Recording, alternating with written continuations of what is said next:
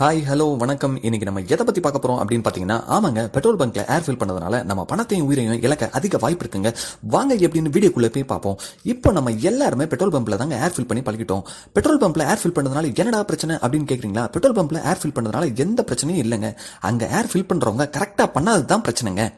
இது என்னடா புதுசா இருக்கு, இதுக்கு என்ன படிச்சுட்டு வந்தா ஏர் ஃபில் பண்ணணும் அப்படின்னு கேட்டீங்களா? நான் அப்படி சொல்லலங்க. ஏர் ஃபில் பண்றவங்க டியூப் மவுத்தை ஏர் பைப் மவுத்தோட ஸ்ட்ரைட்டா வச்சு ஏர் ஃபில் பண்ணணுங்க. அப்படி பண்ணலனா என்ன ஆகும் அப்படின்னு கேக்குறீங்களா? உங்க டியூப்ல உள்ள காத்து கொஞ்சம் கொஞ்சமா மவுத்ல இருந்து வெளியே வர ஆரம்பிக்குங்க.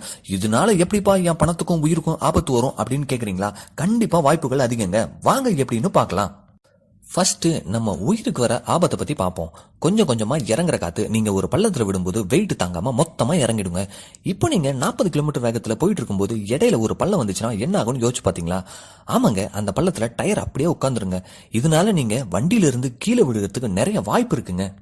இப்ப நம்ம இன்னொரு விஷயத்தையும் யோசிக்கணுங்க. நமக்கு பின்னாடி வர வண்டியும் அதே 40 கிலோமீட்டர் வேகத்துல தான் வந்துட்டு இருக்கோம் அப்படின்றத மறந்துடக்கூடாதுங்க. இல்லையே, எனக்கு இந்த மாதிரி எதுவுமே நடந்தது இல்லையா அப்படின்னு சொல்றீங்களா? இப்ப நான் சொல்றது 100% டியூப்லெஸ் டயர்ல நடக்கிறதுக்கு வாய்ப்பு அதிகங்க.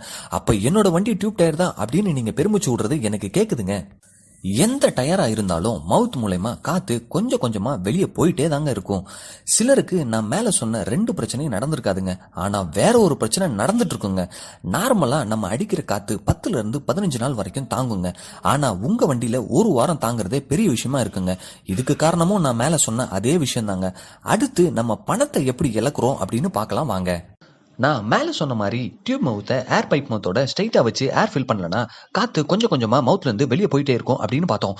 நார்மலா நம்ம வண்டியில எப்பயாவது ஒரு பஞ்சரா தான் ஆயிருக்குங்க. பஞ்சரே ஆகல அப்படின்னு யாராலையும் சொல்ல முடியாதுங்க. இப்போ நீங்க ஒரு இடத்துக்கு வேகமா போயிட்டு இருக்கும்போது காத்து கம்மியா இருக்கே அப்படின்னு சொல்லி பக்கத்துல உள்ள பெட்ரோல் பங்க்ல காத்து அடிச்சிட்டு போலான்னு போய் காத்து அடிச்சிருப்பீங்க. அப்புறம் வண்டியை ஸ்டார்ட் பண்ணி வேகமா போயிட்டு இருக்கும்போது எதிர்பாராத விதமா ஒரு பள்ளத்துல விட்டதுமே காத்து மொத்தமும் இறங்கிருக்குங்க. என்னடா இது நேரமே சரியில்லை அப்படின்னு சொல்லிட்டு வண்டியை தள்ளிட்டு பக்கத்துல உள்ள பஞ்சர் கடைக்கு போய் அந்த பஞ்சர் போடலான்னு போயிருப்பீங்க. அங்க அந்த பஞ்சர் போடுறவரு உங்க வண்டியை பார்த்துட்டு ஆல்ரெடி பஞ்சர் ஆன இடத்துக்கு பக்கத்துலயே ஏர் லீக் ஆகுது அப்படின்னு சொல்லுவாருங்க. இதுக்கு மேல பஞ்சர் போட்டா நிக்குமா அப்படின்னு தெரியல, இருந்தாலும் ட்ரை பண்றேன் அப்படின்னு சொல்லுவாரு. அப்படி இல்லைன்னா டயரே மாத்தணும் அப்படின்னு சொல்லுவாருங்க. இது டியூப்லெஸ் டயர்ல நடந்துட்டு இருக்க விஷயம் தாங்க. பாருங்க, சின்ன விஷயத்தினால நம்ம எவ்வளவு பெரிய பிரச்சனை சந்திக்கிறோம்னு. கடைசியில ஒரு படத்தோட டைலாக்கையும் இதுக்குண்டான சொல்யூஷனையும் சொல்லி இந்த வீடியோ முடிக்கிறேன் வாங்க.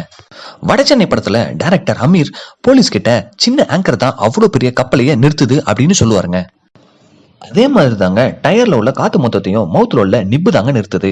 இப்போ இதுக்கு உண்டான சொல்யூஷனை பார்க்கலாம். நம்ம முன்னாடி எல்லாம் மெக்கானிக் ஷாப்பு இல்லைன்னா ஏர் ஃபில் பண்ற கடைக்கு போய் தாங்க ஏர் ஃபில் பண்ணிட்டு இருந்தோம். அப்படி அந்த மெக்கானிக்கோ ஏர் ஃபில் பண்றவரோ ஏர் ஃபில் பண்ணதுக்கு அப்புறம் மவுத்ல எச்சி தொட்டு வைக்கிறத நீங்க எல்லாருமே பார்த்திருப்பீங்க. அப்படி ஏதாவது ஏர் லீக் இருந்தா உடனே தெரிஞ்சிருங்க. அப்போ அந்த ஏர் ஃபில் பண்றவரோ அந்த மெக்கானிக்கோ உடனே அந்த மவுத்ல உள்ள நிப்பை டைட் பண்ண ஆரம்பிச்சிருவாங்க. இவ்வளவுதாங்க விஷயம். இப்போ நீங்க பண்ண வேண்டியதெல்லாம் ஒன்னே ஒண்ணுதாங்க. உங்க பக்கத்துல உள்ள மெக்கானிக் ஷெட்ல எடுத்துட்டு போய் உங்க டயருடைய மவுத்ல உள்ள நிப்பை கொஞ்சம் டைட் பண்ணிக்கங்க. இப்போ நான் மேல சொன்ன எந்த விஷயமே நமக்கு நடக்கல அப்படின்னு சிலர் சொல்றீங்களா? எந்த விஷயமும் நடந்துடக்கூடாது அப்படின்றதுக்காக தாங்க இந்த வீடியோவை போட்டிருக்கோம். ஓகேங்க, இந்த வீடியோ பிடிச்சிருந்தா சப்ஸ்கிரைப் பண்ணுங்க, லைக் பண்ணுங்க, கூட உள்ள பெல் பட்டனை கிளிக் பண்ணிக்கங்க. தேங்க்ஸ் ஃபார் வாட்சிங் திஸ் வீடியோங்க.